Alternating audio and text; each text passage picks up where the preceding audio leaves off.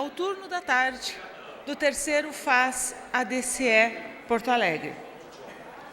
Lembramos que o FAS é uma iniciativa da ADCE, Associação de Dirigentes Cristãos de Empresas do Rio Grande do Sul, e do GELPA, Grupo de Empreendedores Evangélicos Luteranos de Porto Alegre. Tem o patrocínio de Ali Combustíveis, Braskem, Goldstein e Zero Hora. E apoio de Ativas, ATP, CIE Rio Grande do Sul, Colégio Anchieta, Imóveis Crédito Real, Fecomércio, Forma Grupo CUM, Grupo Zafari, Grupo Medabil, H-Mídia, Homens na Cozinha, ADCE Santa Maria, Metasa, Simplas, Sindicato das Indústrias de Material Plástico do Nordeste Gaúcho, o Guine Esportes, Uniapac Latino-Americana e Vompar. E a organização do FAS é do Toda a Vida.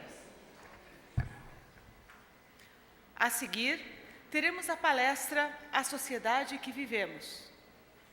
Quem tem como propósito tratar das grandes evoluções tecnológicas, e dos avanços nas áreas da saúde, comunicação, produção de bens e alimentos e de conforto. Não podemos afirmar que a qualidade de vida e bem-estar do ser humano tem evoluído. Queremos mostrar como despertar para os valores e práticas que estão nos levando a este caminho e onde buscar essa inspiração. Também como nos frustramos, como identificar esses vazios, bem como falar mais do ser humano como um todo e a busca da felicidade no meio de tantos desafios e exigências do mundo moderno. Acreditamos que Luiz Felipe Pondé é a pessoa ideal para nos ajudar nessa reflexão. Então, chamo a palco Luiz Felipe Pondé.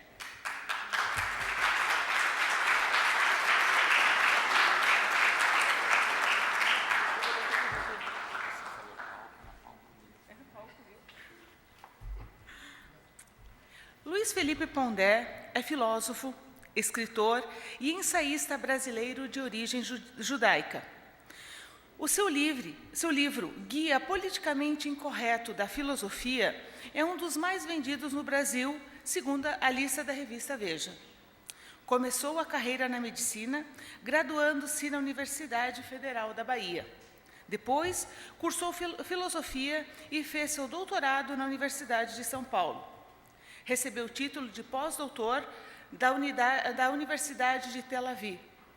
Atualmente, é vice-diretor e coordenador de curso da Faculdade de Comunicação da FAAP, professor de Ciências da Religião da Pontifícia Universidade Católica de São Paulo e de Filosofia na Fundação Armando Álvares Penteado.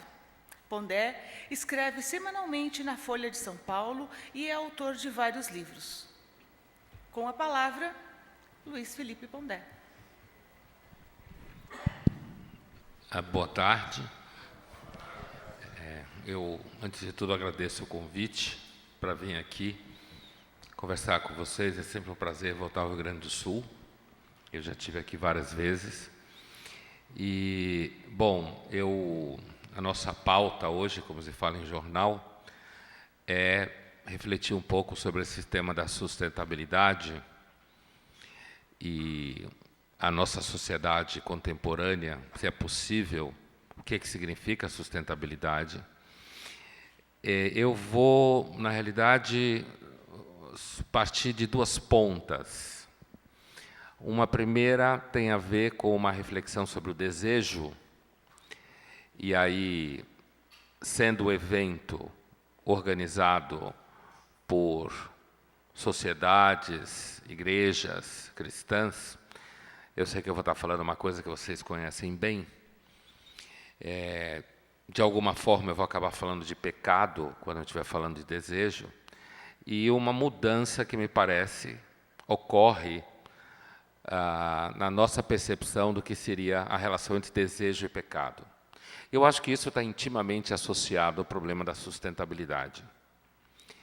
Isso nos leva a outra ponta digamos assim, menos filosófica ou menos teológica, que é, vou usar como gancho o fato de que no ano passado, quando foi feito a Rio+20, eu tive a oportunidade de ser um dos jornalistas da Folha que cobriu a Rio+20. Então, eu fiquei na Rio+20 o tempo todo. Por isso, pude acompanhá-la, digamos assim, um tanto de dentro, né?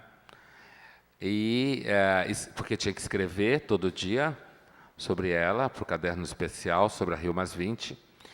E vi, inclusive, não só aquela que era aberta ao público, mas a Rio+20, digamos, oficial, aquela que era da ONU, que ficava no Jacarepaguá, né, no Rio Centro, que era um pavilhão fechado, a segurança era feita, inclusive, pela ONU.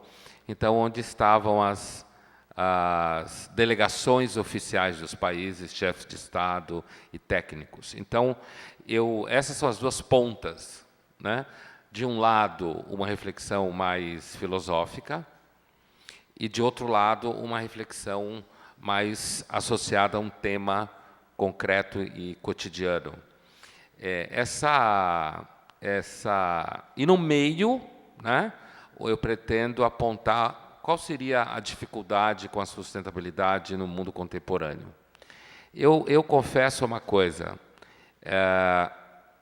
eu voltei da Rio+20 ano passado com o sentimento de que o tema da sustentabilidade é quase uma utopia absolutamente impossível, irrealizável, mas isso não significa que ela não pode se transformar por si só num negócio, e quando eu falo negócio eu me refiro a um business, que transita pelo que a gente poderia chamar de produtos da esperança. Então, a gente pode negociar produtos que nos dão esperança de sustentabilidade, mas que o problema da sustentabilidade ele é muito profundo, porque, na realidade, vem um antes dele, que é o tema da insustentabilidade. Me parece ser um conceito esse muito mais filosófico, de certa forma, aparentemente mais abstrato, mas, na realidade, nada de abstrato. Se a gente recuperar um pouco a teologia cristã mais antiga e for conversar um pouco com um dos maiores filósofos do cristianismo antigo, conhecido de todos, o Agostinho, né, que os católicos chamam de Santo Agostinho,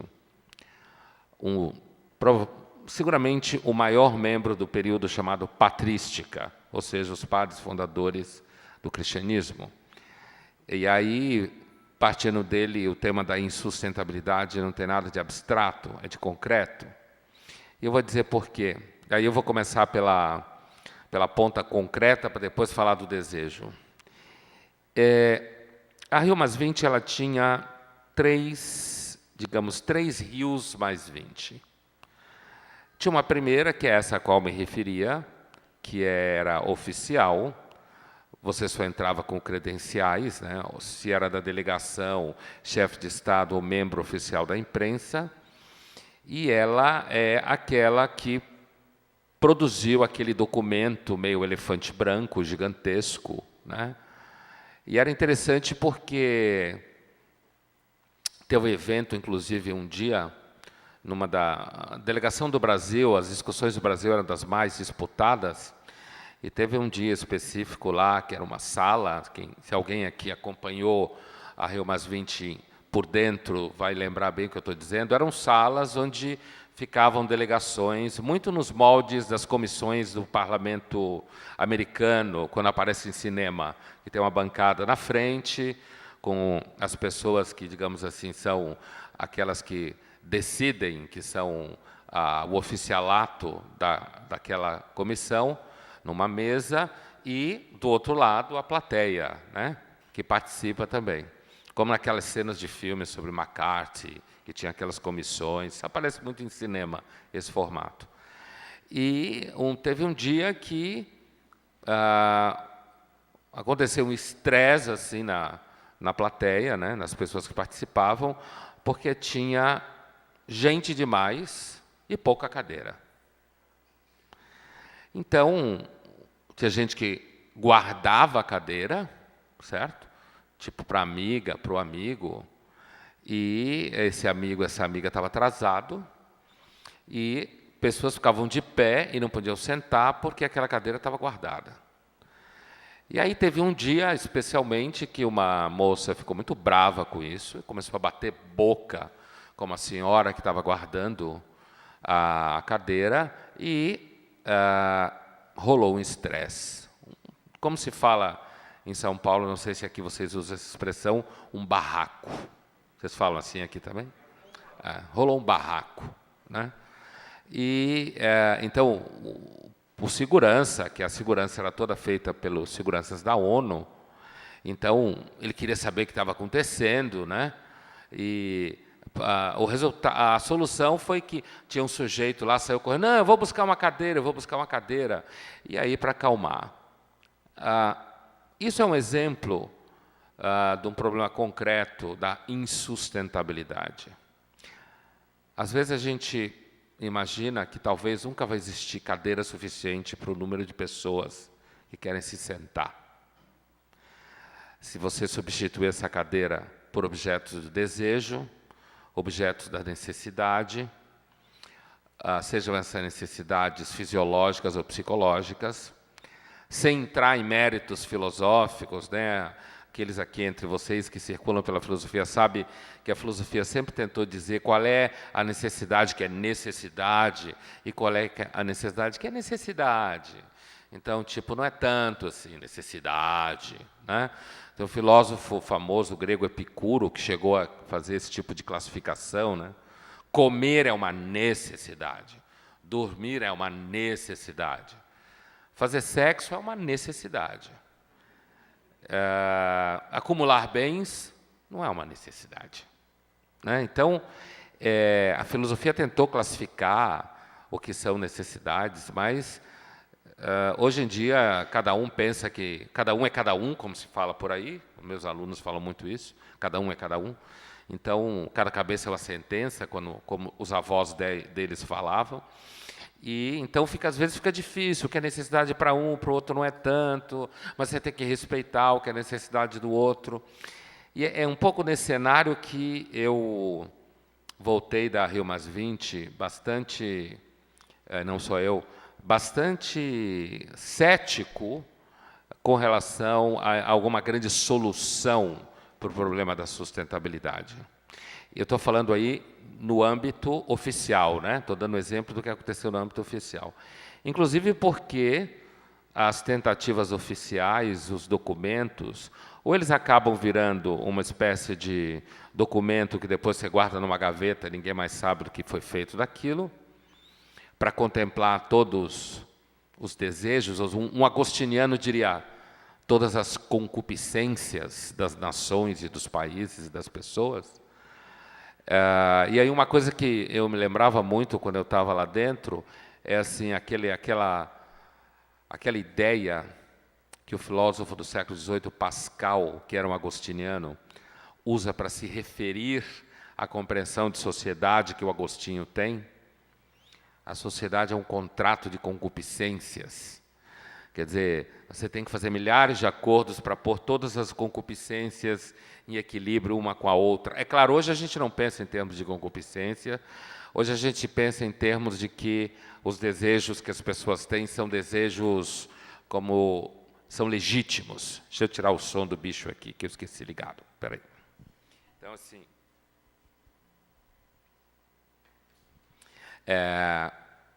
houve uma mudança, né? Uma espécie assim, um shift de um olhar sobre o desejo como concupiscência, ou seja, como uma desordem interna que nos faz desejar mais do que precisa, para uma posição mais próxima à ideia de que os desejos humanos são legítimos e de que, portanto, a gente deve fazer com que eles se realizem. Que é o problema moderno, quando surge o problema da insustentabilidade no sentido social e técnico. Mas havia também um outro espaço na Rio +20, quem estava lá sabe, esse aberto ao público, que era chamado, se referia a ele como a Rio+20 dos empresários.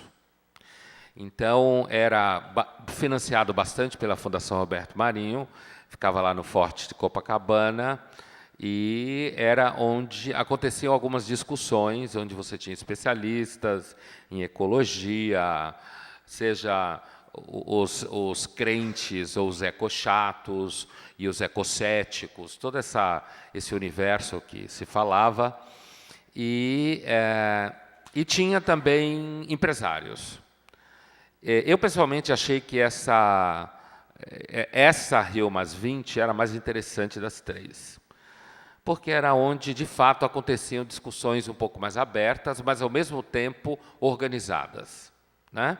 Você tinha mesas onde você tinha os debatedores, e ali cada um com a sua posição, representantes de empresas, alguns apresentando projetos de sustentabilidade das suas empresas, mostrando que ela estava em dia com a tentativa de ser ecologicamente correto, e especialistas pondo em dificuldade essas tentativas, críticas do chamado greenwash, né?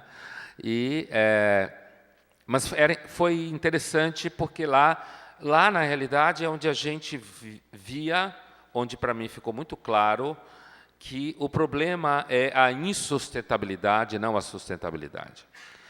A sustentabilidade é, na realidade, a tentativa de lidar com um fenômeno que é mais profundo e que eu tenho a impressão sem solução. Então, qualquer tentativa de sustentabilidade vai ser sempre, me parece, bem-sucedida em termos locais. Sempre pequenas tentativas locais. E já eu digo, porque eu acho que uma tentativa global teria uma série de problemas, éticos, inclusive, e políticos. Bom, e tinha uma terceira Rio+20, que essa era a Rio+20 democrática, era no aterro do Flamengo, e porque a dos empresários, quer dizer, não era dos empresários, mas bancado pelos empresários, pela Fundação Roberto Marinho, ela tinha senha, tinha lugares limitados, era uma coisa que tinha cadeira, as pessoas tinham que pegar fila, então tinha uma, digamos assim, uma coisa meio hierarquizada. O Forte Copacabana, não, o aterro do Flamengo tinha aquilo que era chamado de Cúpula dos Povos. Então, lá era a Rio+20 democrática, para todos. E, na realidade, não se fazia nada. Porque você tinha de tudo, né? Você tinha o PT histórico, que é aquele PT que não suporta o fato que virou governo, né? Vive em crise de identidade, então tinha o PT histórico, tinha o MST, tinha grupos autogestionários, tinha um especificamente que se chamava Movimento Autogestionário pela Liberdade da Natureza, Liberação da Natureza, que tinha um cara falando para um cara. Tinham os povos da floresta, os indígenas. Foi justamente a partir de lá que aconteceu aquele dia que eles fizeram um ataque com arcos e flechas e saiu na televisão, nos jornais e tal. E tinha até um cara que vende CD pirata na porta da PUC São Paulo, que eu conheço ele, que tem uma banquinha de CD pirata, ele estava vendendo CD pirata lá também. E tinha representantes de vários países latino-americanos, grupos de dança, tinha os Hare Krishna, quer dizer, para quem esteve lá sabe bem melhor, porque estava lá, viu, como eu vi, e para quem não teve, acho que vocês pegaram a picture da coisa, né? O ambiente como era. Era aberto, todo mundo podia ir, falar o que quiser, falar com ninguém, recitar poesia, e de lá não saiu nada. A ideia de Cúpula dos Povos é uma ideia absolutamente idealizada. Então, eu usei essas três Rio+20 para mostrar um pouco, eu acho, as dificuldades com relação ao tema, né? Um exemplo concreto. A primeira, porque é uma tentativa de transformar isso em legislação internacional. Para você transformar em legislação internacional, você tem que lidar com todas concupiscências, já que a gente está num evento de igrejas cristãs, eu posso usar um vocabulário como esse, senão se estivesse em outro lugar, iam me dizer, mas que diabo que você está falando? Então, assim, onde você tem que lidar com todas as formas de regulamentar limites aos desejos, necessidades e concupiscências das nações e dos grupos. De uma situação como essa, ou não sai nada, ou se sair, sai uma coisa que alguns grupos lá defendiam, que é uma espécie de governança global, com a intenção de estabelecer parâmetros de sustentabilidade obrigatórios para todos os países, que não vai dar em outra coisa, a não ser uma coisa que também se falava lá, que é uma forma de totalitarismo verde.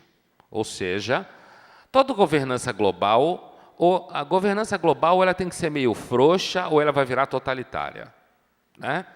Porque todo poder que é muito distante da base das pessoas que ele manda, a tendência é ele ficar muito abstrato, muito engenharia social, a partir da ideia de duas pessoas que acham que entendem o mundo exatamente como ele é, e a tendência é ele ficar perigoso e excessivamente totalitário. É que, na prática, nenhuma governança global funciona. Às vezes, isso é a nossa salvação. Mas, assim, esse primeiro momento aí, essa primeira Rio+20, ela era uma tentativa de oficializar soluções e que fracassam por causa dos interesses locais. Então, eu lembro de uma discussão específica que era sobre a água, né? Então, que a água não é água só. A água, na realidade, é um lugar onde você tem um monte de recursos naturais. Portanto, a ideia de que quando você fala vamos defender a água, não existe a água pura. A água é a água de tal país, de águas internacionais, onde você pesca alguma coisa que algum grupo acha que você não pode pescar. Veja recentemente o que está acontecendo na Rússia, inclusive com uma brasileira, que, se não me engano, é gaúcha, né, daqui, e aquela história lá que está acontecendo, acusada de ser pirata, que é um absurdo, né, meio exagerado. A Holanda está, inclusive, querendo processar a Rússia por conta disso, mas a Rússia sempre foi famosa por ter um sistema legal, assim, bem democrático, bem leve, né? Isso desde o período do czar, comunismo, não mudou nada nisso daí. Só o Stalin era um czar, na realidade, agora o Putin é outro. Então, assim, mas... então, uma discussão sobre a água já aparecia o problema. Quando você fala defender a água de todos, o que significa água de todos? Todo mundo pode pôr num copo e levar para casa? Ou todo mundo pode tomar banho lá, todo mundo pode pescar lá? Não, a água é do Brasil, então se entrar aqui tem que pagar imposto. A água é internacional, então se a água internacional está submetida à regulamentação internacional. Então você não pode fazer isso se a regulamentação internacional não aceita. Então, o que eu quero dizer, isso é uma discussão que eu vi especificamente lá na parte da Rio+20 oficial da ONU, esse debate sobre o problema da água, né? Então, às vezes, eu tinha a impressão, uma plateia de cristãos também vai entender bem o que eu vou dizer, às vezes eu tinha a impressão que eu estava num concílio bizantino, certo? Em que se discutia, afinal de contas, né? Quando Jesus estava sentindo dor, ele estava sentindo dor mesmo ou ele estava fingindo porque era só espírito? Né? Ou ele só estava sentindo dor e não podia fazer nada porque ele era só homem? Ou ele estava sentindo dor mesmo, mas ele também era Deus e esse é o todo barato da história, né? Um Deus sentindo dor que pode parar tudo, mas resolve sentir dor porque quer ensinar o homem como ele deve agir e tal. Então, às vezes dava a impressão que a gente estava diante de um concílio bizantino, com a diferença que os concílios bizantinos acabaram chegando a algumas conclusões que marcaram a história. E lá, essa metáfora não fui eu que fiz, essa é uma metáfora que circulava solta com relação a Rio+20, que era um concílio bizantino, no sentido pejorativo do termo, onde se falava muito, se discutia muito, parecia que você estava discutindo a água como uma pureza, mas, na realidade, você estava discutindo lá os interesses de quem quer mexer no oceano A ou B. Então, é isso que eu estou chamando de concupiscências na linguagem do Agostinho. E, nesse sentido, me parece que a sustentabilidade ela pode ela mesma se transformar num produto e a gente criar um mercado de sustentabilidades e ferramentas de sustentabilidade, e tudo bem, mais um mercado, que pode, inclusive, resolver alguns problemas. Não acho, com isso eu não quero dizer que a nossa sociedade contemporânea não seja capaz de criar mecanismos aqui e ali que, de alguma forma, diminuam o problema da insustentabilidade. Mas a insustentabilidade me parece uma coisa profunda e sem solução. E talvez nesse sentido, falando em termos de teologia cristã antiga ou patrística, talvez a gente devesse dar mais atenção a essa teologia quando for pensar filosoficamente sobre o tema da insustentabilidade, do que, digamos assim, dois filósofos. Um ele é o Rousseau, muito conhecido, e o outro é o Bacon.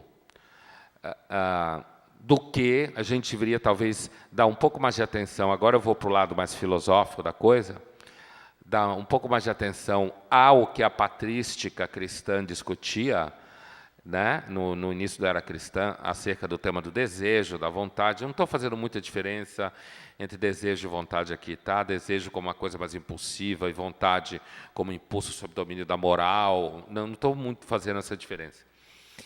Do que ao Rousseau e ao Bacon, que na realidade me parece que são dois filósofos poderosos para nos ajudar a entender o tema da sustentabilidade e da insustentabilidade. A história que eu contava das cadeiras, portanto, descreve o quê? Gente demais para pouca cadeira. Alguém pode dizer assim, outro dia eu discutia com um aluno meu, numa sala de aula, lá na FAAP, curso de publicidade, um menino muito inteligente chamado Gabriel, que inclusive é um presbiteriano, e ele, uma hora, com aquela ingenuidade típica de um menino de 18 anos, ele vira e fala assim, mas, professor, a gente já não tem riqueza o suficiente para parar de explorar o planeta e dividir com todo mundo? Esse é um menino de 18 anos. Né? É compreensível que ele pense assim. O problema é quando alguém de 50 anos pensa assim. Eu acredito que quando alguém de 50 anos pensa assim, estou sendo muito sincero, né? Quem me conhece sabe que eu só falo o que eu penso, né? Eu digo exatamente o que eu penso. Uma pessoa de 50, 60 anos que pensa assim, das duas uma, ou ela, sei lá, parou de ler e pensar desde os 18, ou então ela faz isso porque, na realidade, ela está fingindo e está vendendo um produto, uma espécie de pseudo-santidade, porque a pobreza é a condição natural do ser humano. Pobreza é que nem gravidade. Se você parar de bater as asas, você cai nela de volta. Então, eu recentemente discutia no ambiente de trabalho, num canal de TV em que eu trabalho, uma compra de um pacote de um documentário da BBC, que está passando aqui no Brasil, num canal que se chama Why Poverty? Por que a pobreza? E eu fui voto vencido, mas eu defendi a ideia de que a pergunta por que a pobreza me parece uma pergunta meio, que é mais ou menos assim, por que o sol nasce? A pobreza é o estado natural. A pergunta que a gente devia sempre se fazer é por que a riqueza, não por que a pobreza. Porque a pobreza é aquilo que acontece quando a gente não faz nada. Isso é a pobreza. Se você não fizer nada, você vai estar na pobreza. A riqueza é aquele movimento, não necessariamente natural, que alguns povos, algumas pessoas, em alguns momentos históricos, se fez, e o nosso momento histórico é caracterizado por um acúmulo de riqueza até então desconhecido, né? E que é um movimento que este sim devia ser feita a pergunta, por que a riqueza? Como se consegue produzir riqueza? Normalmente a discussão que se faz é uma discussão que onera a riqueza, dizendo que o problema do mundo é a má distribuição da riqueza. Em alguns lugares isso até acontece. Mas o problema do mundo, eu acho que são dois. Primeiro é porque, se todo mundo vivesse como americano, estou usando um clichê, tá? Esse é um clichê que os europeus costumam usar, né? Viver como americano ou viver como alemão, viver como francês, né? Viver como americano significa viver bem. Poder comer o que você quer, ter micro-ondas desde os